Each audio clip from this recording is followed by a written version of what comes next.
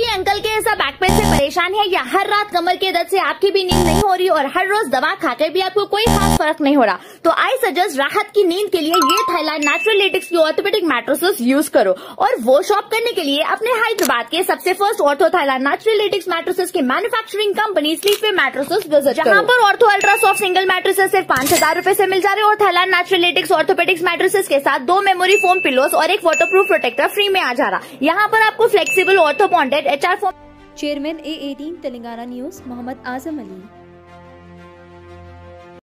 तेलंगाना के chief minister A Revanth Reddy ने हफ्ता 30 अगस्त को असेंबली में लेट भारत राष्ट्र समिति BRS MLA मगंती गोपीनाथ के लिए ताज़ियती तहरीक पेश की।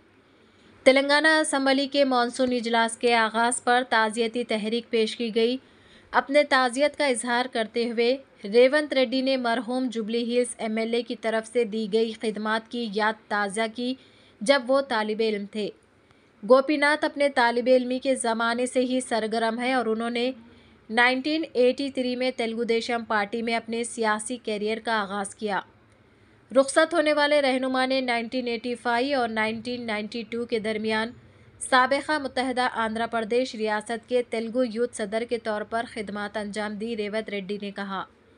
गोपीनाथ के साथ अपने करीबी ताल्लुक़ के बारे में बात करते हुए रेवंत रेड्डी ने कहा कि BRS MLA उनके अच्छे दोस्त थे, हालांकि वो दोनों मुख्तलिफ सियासी नज़रियात की पैरवी करते हैं। गोपीनाथ उन लोगों में से एक है जिन्होंने लगातार 3 बार MLA मुंतखब होने का एजाज़ हासिल किया है। उनकी मौत उनके ख़ानदान के साथ साथ जुबली हिल्स असेंबली हल्के के लिए एक बहुत बड़ा नुकसान है। उन्होंने मज़ीद कहा, तेलंगाना शासनसभा सभ्युलु श्री मागंटी गोपीनाथ गारी मृति पट्ल ఈ సభ తన తీవ్ర సంతాపాన్ని వ్యక్తం చేస్తూ శోకార్తులైన వారి కుటుంబ సభ్యులకు ప్రగాఢ సానుభూతి తెలియజేస్తున్నాను। అధ్యక్ష,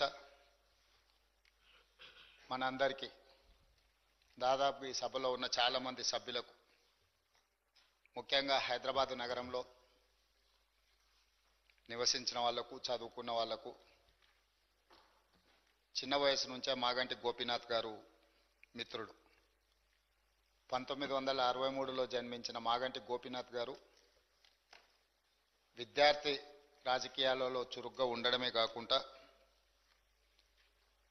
వారు 1983లో మొట్టమొదటిసారి ఎన్టీ రామారావు గారు ప్రారంభించిన తెలుగుదేశం పార్టీలో క్రియాశీలక సభ్యుడిగా చేరి ఆ పార్టీ తెలుగు యువత రాష్ట్ర అధ్యక్షుడిగా వారు దాదాపుగా 7 సంవత్సరాలు సేవలు అందించడం జరిగింది।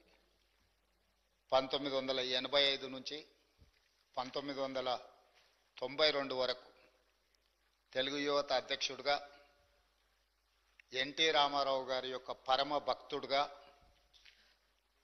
వారికి నమ్మకమైన విశ్వాసపాత్రుడైన ఒక బంటుగా ఎన్టీ రామారావు గారితోని మాగంటి గోపీనాథ్ గారికి సత్సంబంధాలు ఉండే। అదేవిధంగా వారు అర్బన్ డెవలప్మెంట్ అథారిటీ డైరెక్టర్గా హైదరాబాద్, వినియోగదారుల ఫోరం సభ్యుడిగా వివిధ బాధ్యతలను వారు నెరవేరుస్తూ వచ్చిండ్రు।